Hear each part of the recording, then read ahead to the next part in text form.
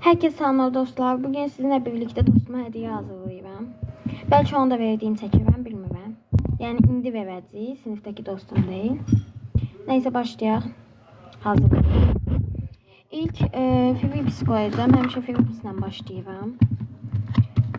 Philips olaraq bunu koyacağım, bu üvəyi koyacağım.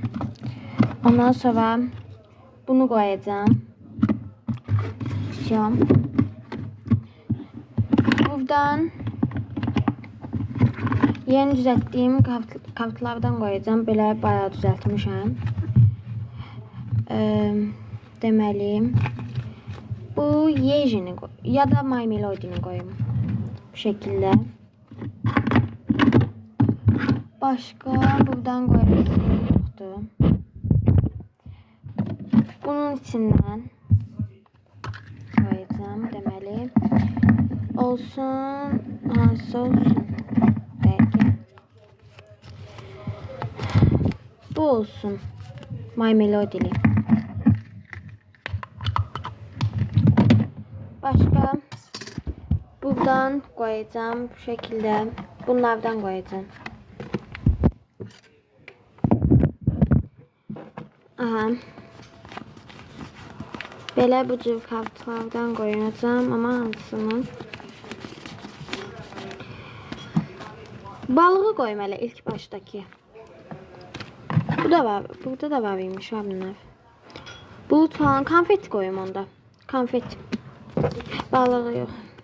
Daha sonra bunun içinde böyle bunların tek tek şey olanlar da var. Ya da bunlardan koymayayım.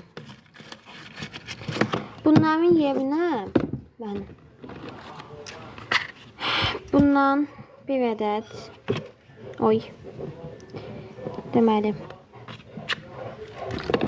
buradan kart koyacağım bunun içinden.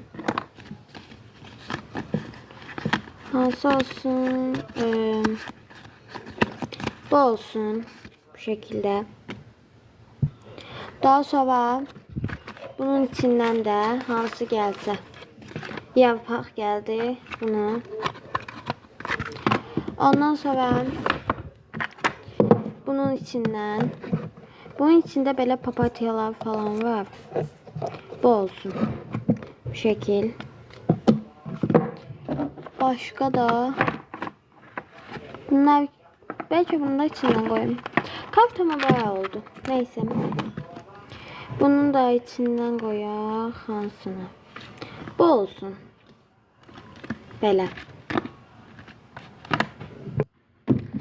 Sonra bunun içinden bunu başka bunun içinden böyle Lisa yok Jisoo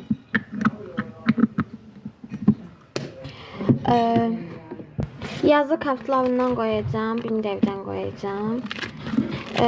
Buradan hansını Lisa'nı koyayım. Bu şekilde Lisa. Başka da bunun içinden koyacağım. Deməli olsun bu.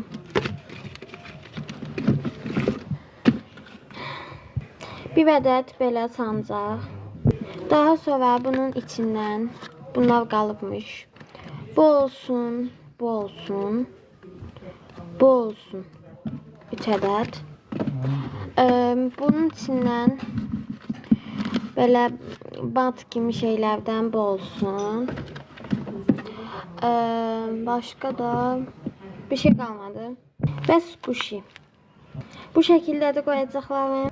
Keçək paketlemeye. Buradan paket seçək. Koymağa. Bu paketlerden de bu olsun. İçine balaca kiçik şeyler koymağa. Belə balaca şeyləri seçib koyuram bunun içine. Bunun kalanlarını da elə o şekilde, yani kartları da belə paketin içine koymayacağım. Elə bir dəfəlik koyacağım. İçine yığdım bu şekilde. Ağzını da böyle bağlayayım. Aha, indi burada böyük şeyler qalıb, yəni kartlar falan qalıb. Bunları da bir yerə belə toplayıram, squishini də. Bunları belə qoyacağım içine paketləmədən. Paket açılsın.